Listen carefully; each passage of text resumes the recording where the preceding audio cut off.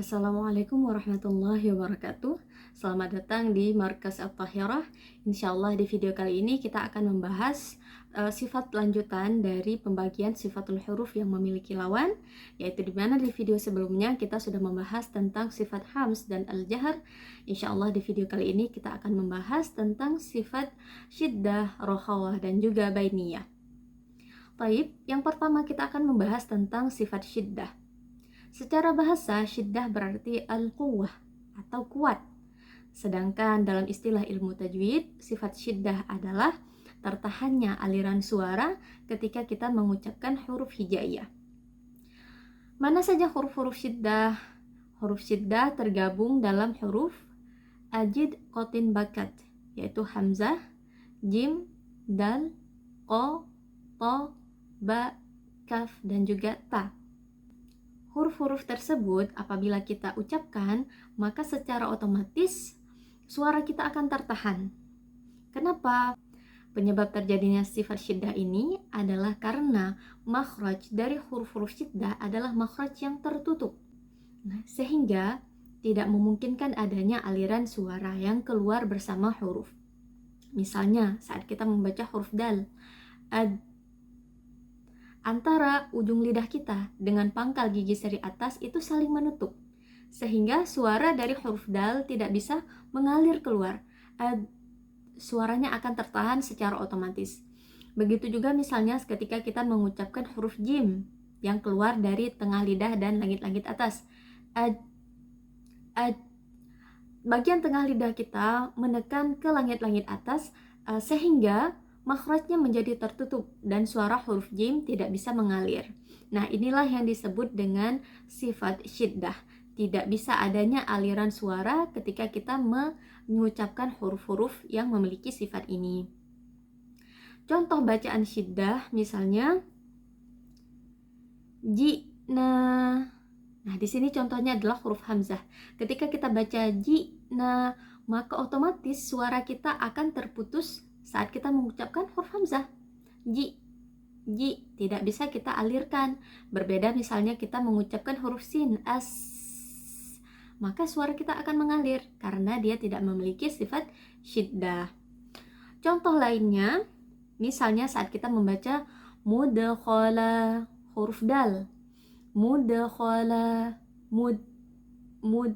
mudkhala, suara kita akan tertahan karena huruf dal memiliki sifat syiddah yang tidak memungkinkan adanya aliran suara yang kita keluarkan bersamaan dengan huruf tersebut. Jadi itu sifat syiddah. Berikutnya, sifat kedua adalah sifat ar-rakhawah. Nah, ini merupakan liddun atau lawan dari sifat syiddah.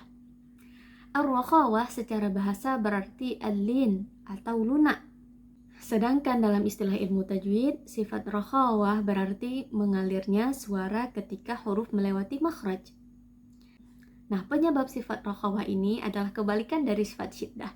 Jika dalam huruf-huruf syiddah makhrajnya tertutup, maka huruf-huruf rakhawah itu makhrajnya tidak tertutup dengan rapat.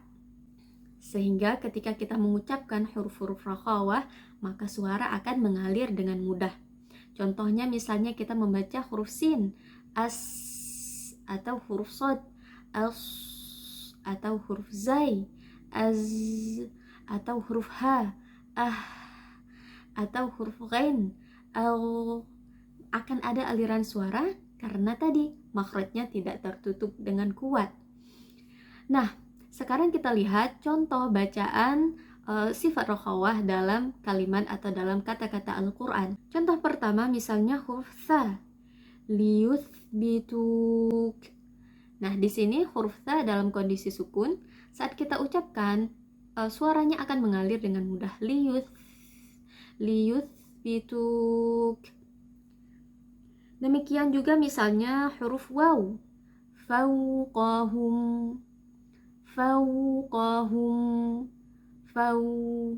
suara huruf waw mengalir dengan mudah. Contoh lainnya misalnya ashtata, huruf shin, ash, akan terdapat aliran suara saat kita ucapkan.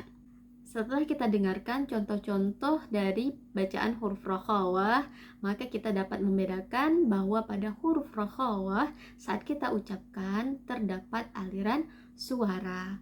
Pembagian ketiga adalah sifat bainiyah.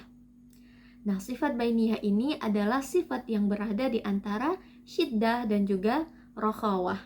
Tadi kita sudah jelaskan bahwa sifat syiddah itu artinya tertahannya suara akibat makhraj yang tertutup. Dan kebalikannya, sifat rokhawah adalah mengalirnya suara akibat makhraj yang tidak tertutup. Nah, pada sifat bainiyah ini, atau disebut juga sifat tawasud karena dia merupakan pertengahan dari syiddah dan rokhawah, ada bagian dari makhraj huruf yang tertutup, namun tertutupnya tidak sempurna, sehingga mengakibatkan adanya sebagian aliran dari suara huruf atau adanya sedikit suara yang bisa mengalir saat kita mengucapkan huruf-huruf tersebut.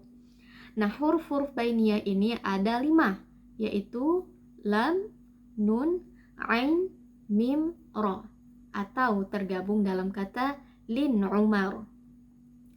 Kita perhatikan contoh bacaan dari sifat bainiyah. Misalnya huruf lam, contohnya yulqun, yulqun.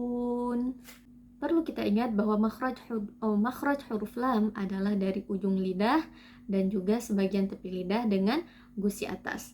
Nah, ketika makhraj huruf lam menyentuh gusi atas, sebagian makhrajnya tertutup. Akan tetapi dengan sifat inhirafnya ada aliran suara yang keluar dari samping lidah kita. Yul, yul, suara keluar dari samping lidah. Nah, ini memungkinkan terjadinya sifat bainiyah. Contoh lainnya adalah huruf nun. Misalnya kita membaca an'amta, an'amta. Makhraj huruf nun adalah dari ujung lidah dan juga gusi gigi seri atas. Nah, makhraj huruf nun tertutup dari segi lidah.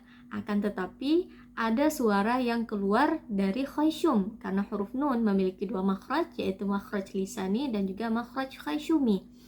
Nah, suara yang keluar dari khayshum inilah yang memungkinkan huruf nun memiliki sifat bainiyah, sehingga ada sedikit aliran suara yang keluar bersama huruf nun. Baik, demikian penjelasan tentang sifat syiddah, rokhawah, dan juga bainiyah. Insya Allah kita akan melanjutkan di video berikutnya tentang sifat isti'la dan juga istifa. Sekian, wassalamualaikum warahmatullahi wabarakatuh.